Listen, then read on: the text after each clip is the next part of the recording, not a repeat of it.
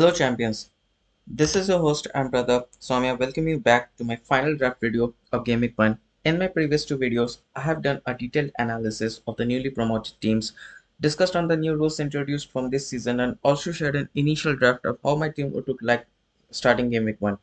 And as we are approaching the deadline, it's time to put on some final touches. Links of the other two videos will be provided at the end of this video.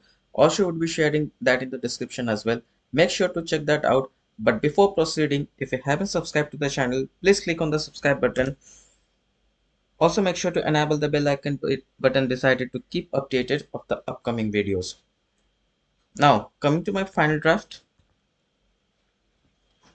Starting off with the goalkeeper, Ariola has made the most number of saves as compared to other 4.5 million keeper and is ranked second to Onana on number of saves last season. Other than that, the total goal conceded is also lower than the expected goals conceded. Although the initial set of fixtures doesn't look promising enough for a clean sheet with Aston Villa, Crystal Palace, Manchester City the next three fixtures, but could expect some more save points and hopefully bonus too. As a backup, selecting his West Ham compatriot Lucas Fabianski, with the Polish international being next in line if Aguila is unavailable anytime. Moving to the defense, with Arsenal having the league's best defense last season, conceding just 29 goals and ranked second amongst the highest points scored by a defender, having played in every minute of Arsenal league matches last season, William Saliba provides a good go-to option at 6 million, with the Frenchman being a key figure at the heart of Gunners' defense, averaging more than 2 tackles every match, at least 1 interceptions and 3 clearances per match. Daniel Munoz would have his full first campaign this time, and what a transformation Oliver Glasner has brought for the Colombian. Despite of being brought during the second half of the season, the Colombian ranks third in expected goals involvement among the Palace defenders behind Anderson and Mitchell.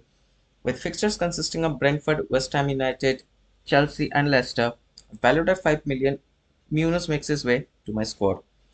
With talks of Mark Gahey switching to Newcastle ongoing, 4.5 million, Dan Burn next makes it to the list, with Sven Botman, Jamal Lascelles not yet ready, and as per the latest news, Fabian Schär is also facing an injury concern, the Englishman being the only fit option left in the centre back, with addition to new signing Lloyd Kelly, also been deployed as a left back. This provides a valuable option if Gahey deal goes all the way through.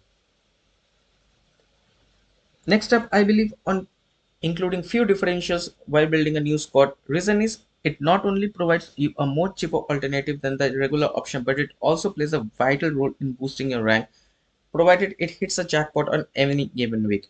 So my next 4.5 million pick with the ownership of just 7.5% would be Fulham led back Anton Robinson, with the full defender ranked 6th among the most goal involvement in the Fulham squad last season and top among the Fulham defenders with 3 fixture difficulty rating of under 2 in the first 5 game weeks including 2 promoted teams. Finally, moving on to my last defensive option with the value of just 4 million is Ipswich Town new signing and former Hammers defender Ben Johnson. Although Ipswich doesn't have the best of the opening fixtures facing Liverpool and Manchester City in first 2 game weeks, they have 7 out of 8 fixtures with a fixture difficulty rating of 2 from game week 3. With Johnson being involved in most of the preseason as a right wing back or a right back, with Ipswich other options like Wansby move to the right centre back or in bench when a 4-man backline is involved, chances are Kieran McKenna considers the former Hammer star as a long-term option in his starting 11, also with the Premier League experience he brings to the squad. Coming to the midfield, one you cannot afford to miss out and probably among the first 2 names in most of the squad is Liverpool's number 11, Mohamed Salah. Hovering at a price tag of 12.5 and over 12 million for I guess 5 years straight, Salah has been a constant figure in my squad, with averaging 18 plus goals plus assists every season with an expected goals of around 20. Mentioned in the previous video as well, the forward nailed his place in my team. With Newcastle side rampage with injury last season, one of the few fit players and topping the chart with goal involvement of 15.42 is Anthony Gordon. With fixture involving Southampton, Bournemouth and Wolves in the opening 5, the Toons number 10 joins the squad. Like Salah, another player who has been performing constantly over the years, averaging with 20 plus goals and assists, ranked 5th last season with an expected goals involvement of 19.36 is Tottenham captain Son Heung-min. With a price tag of 10 million, the winger is also involved in set play duties and penalty after the departure of Harry Kane. Moving on to my next differential pick with Mikel Olise transfer to Bayern. Oliver Glasner has reached out to his former trustee from his 2022 Europa winning squad, valued at just 5.5 million with an ownership of just 0.5%, is Daichi Kamada. With Kamada being comfortable playing in both as a number 8 and number 10, however, his best performance has been in a more advanced position. Moreover, with Palace having an abundance of players who can fill in the number 6 and number 8 spot, number 10 beside Eze looks more of a fit for the Japanese international. Opting for a 5-man midfield and my next pick, however, not confirmed still as there are many other options within that price range, would be a 5.5 million Declan Rice. With Jorginho and now fully fit Thomas Partey back in the side, Declan Rice will be promoted to a more advanced position with the midfielder involved in space duties, especially in corner. With Wolves, Brighton, Tottenham involved in the first 5 fixtures, it could prove to be a value for money if he can continue his last year's performance.